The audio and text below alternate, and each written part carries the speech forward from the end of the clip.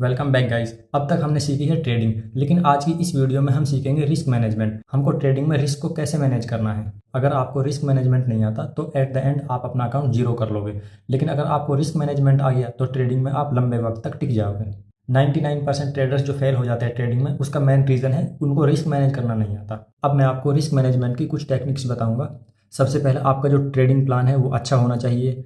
Number 2, आपका जो risk to reward ratio है वो बेस्ट होना चाहिए। कम से कम 1:2 का रिस्क टू रिवॉर्ड रेशियो आपको हर ट्रेड में लेना चाहिए। आपके स्टॉप लॉस और टेक प्रॉफिट के ऑर्डर लगे होने चाहिए।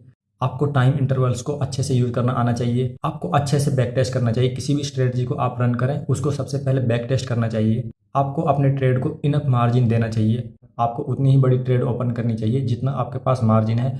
ओवर लेवरेज ना करें। डाइवर्सिफिकेशन एंड हेजिंग, आपको अपने ट्रेड को हमेशा हेज करके चलना चाहिए अगर आप कंसिस्टेंट प्रॉफिट बनाना चाहते हैं तो। अब हम देखेंगे रिस्क मैनेजमेंट क्या होता है। रिस्क मैनेजमेंट का मतलब होता है अपनी कैपिटल को प्रोटेक्ट करना।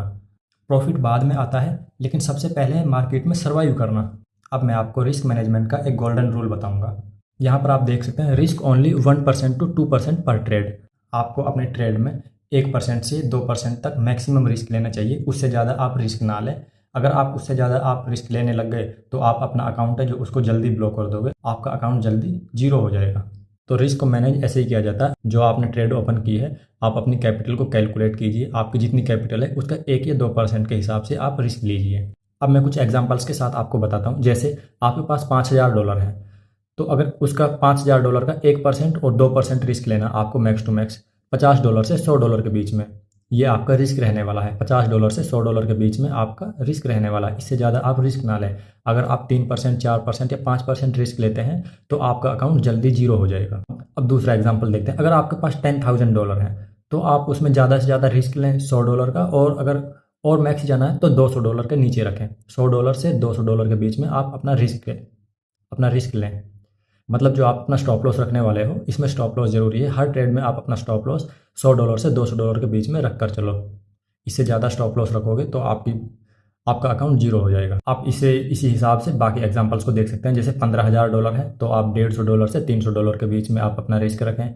$20,000 है तो $200 से $400 के बीच में आप अपना रिस्क रखें। आप इसको अपने हिसाब से कैलकुलेट कर सकते हैं। जितनी आपके पास कैपिटल है, ये कैपिटल है और ये है रिस्क।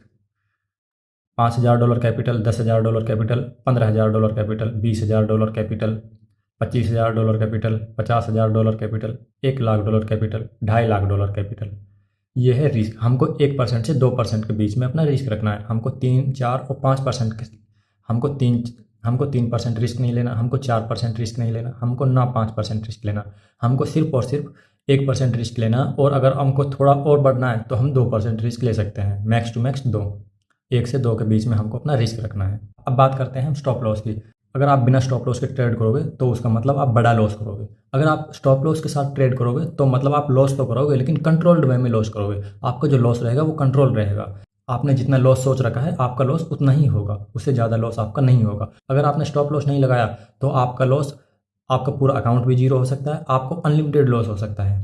और अगर आप स्टॉप लॉस लगाकर चलेंगे साथ में तो आपको पता है आपने कितने पर स्टॉप लॉस अपना लगाया है। आपका जो लॉस है वो फिक्स है।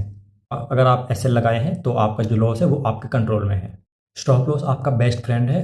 अगर आपने स्टॉप लॉस नहीं लगाया तो आप ट्रेडिंग नहीं, आप गैम्बलिंग कर रहे हो। अब हम समझेंगे रिस्क टू रिवॉर्ड रेशियो क्या होता है। रिस्क टू रिवॉर्ड रेशियो का मतलब होता है हमको अपनी एक पर्टिकुलर ट्रेड में कितना रिस्क लेना है और कितना हमको उसके बदले में रिवॉर्ड मिलने वाला है। अब मैं आपको बताता हूँ आपको मिनिमम कितना रिस्क टू रिवॉर्ड रखना चाहिए। जो रिस्क टू रिवॉर्ड रेशियो है वो कम से कम 1:2 की होनी चाहिए। आप रिस्क 1 ले रहे हैं और आप जो रिवॉर्ड चाह रहे हैं वो डबल चाह रहे हैं उसका।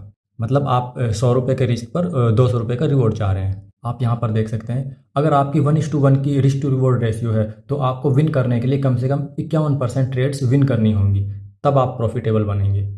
और अगर आपकी 1:2 की रिस्क टू रिवॉर्ड रेशियो है तो आपको 34% ट्रेड्स विन करनी होंगी, तब आप प्रॉफिटेबल बनेंगे। और अगर आपकी रिस्क टू रिवॉर्ड रेशियो 1:3 की है, जो सबसे बेस्ट है, जो सबसे बेस्ट मानी जाती है, जिसे मैं भी यूज़ करता हूँ, तो आपको सिर्फ और सिर्फ 26% ट्रेड्स विन कर लेंगे, तब भी आप प्रॉफिटेबल ट्रेडर बन जाएंगे। आप यहाँ पर देख सकते हैं ये हो गई। जैसे ये 1:3 की रिस्क टू रिवॉर्ड रेशियो है। आपका जो रिस्क है वो इतना है, छोटा सा आपका रिस्क है। जो आपकी रिवॉर्ड मिलने वाला है जो आपको इसके 3 गुना। आपने रिस्क अगर ₹100 का लिया है तो आपको रिवॉर्ड ₹300 का मिलेगा। मतलब अगर आपका एसएल हिट होगा तो ₹100 का होगा, और अगर आपको प्रॉफिट होगा तो ₹300 का होगा। इसको मैं सिंपल वे में समझाता हूँ आपको। अगर आपको बैक टू बैक 3 ट्रेड्स में लॉस हो गए और जो चौथी ट्रेड है वो आप विन कर गई, वो आपकी प्रॉफिट में चली गई, तो आपके तीनों ट्रेड जो लॉस गए हैं वो कवर हो जाएंगे। इसलिए 1:3 की जो रिस्क टू रिवॉर्ड रेशियो है वो काफ़ी अच्छी है। आप अपनी स्ट्रेटजी को अच्छे से यूज़ करें, 1:3 पे यूज़ करें, 1:2 पे यूज़ करें, 1:5 पे भी यूज़ कर सकते हैं।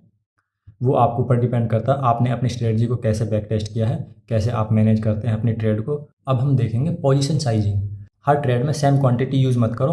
पोजीशन साइज है जो आपका, वो रिस्क के हिसाब से एडजस्ट करो। मतलब जैसे आपका लॉस हो गया तो आपकी जो कैपिटल है वो कम हो गई, तो आपको जो अपना रिस्क लेना है वो अपनी कैपिटल के हिसाब से लेना है। हर बार आप सेम पोजीशन बिल्ड नहीं कर सकते, इसलिए जो आपकी पोजीशन है उसको अपनी कैपिटल के हिसाब से मैनेज करना होगा। उसके हिसाब से आपको एडजस्ट करना होगा। जो रिस्क टू रिवॉर्ड रेशियो आप ले रहे हैं उसके हिसाब से आप मैनेज करिए। अगर आपकी जो कैपिटल है वो बढ़ जाती है तो आप उसके हिसाब से रिस्क लीजिए, अगर आपकी कैपिटल कम हो जाती है तो आप उसके हिसाब से रिस्क लीजिए। अब हम बात करेंगे कुछ कॉमन मिस्टेक्स की। नंबर 1, ओवर ट्रेडिंग करना। अगर आप दिन भर में 50 ट्रेड करते हो तो कन्फर्म है आप लॉस ही करोगे। और जब आप ओवर ट्रेडिंग करेंगे तो साथ में आप रिवेंज ट्रेडिंग भी करने लग जाएंगे। आपकी एक ट्रेड लॉस में गई तो आप उसको कवर करने के चक्कर में बार बार ट्रेड लेंगे, उसको हम बोलते हैं रिवेंज ट्रेडिंग। अगर आपने रिवेंज ट्रेडिंग की तो आप कंफर्म लॉस करोगे। और उसके बाद आता है डिसिप्लिन। जब आप बार बार ट्रेड करते हो ये डिसिप्लिन में नहीं आता। डिसिप्लिन का मतलब होता है अगर आप दिन में, आपको पता है आपको सिर्फ और सिर्फ 2 ट्रेड करनी है या एक एसएल हिट होने के बाद आपको ट्रेड नहीं लेना, तो आपको अपना डिसिप्लिन बनाना होगा, उसको फॉलो करना होगा। आपको अपनी स्ट्रेटजी फॉलो करनी होगी। ऐसा नहीं हो सकता आप अपनी स्ट्रेटजी को रन कर रहे हैं एक दिन, नेक्स्ट डे दूसरी स्ट्रेटजी को टेस्ट कर रहे हैं, थर्ड डे आप तीसरी स्ट्रेटजी को टेस्ट कर रहे हैं। वो एकदम इनडिसिप्लिन हो जाएगा और आप हमेशा लॉस ही में रहोगे। आपको अपनी एक पर्टिकुलर स्ट्रेटजी बनानी है, उसको अच्छे से बैक टेस्ट करना है, फिर उसको रन करना है।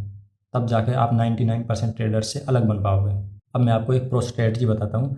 सबसे पहले आप अपनी एक स्ट्रेटजी बनाइए, उसको बैक टेस्ट कीजिए अच्छे से और उसमें आप रिस्क मैनेजमेंट ऐड करें। उसके बाद आप ट्रेड करें।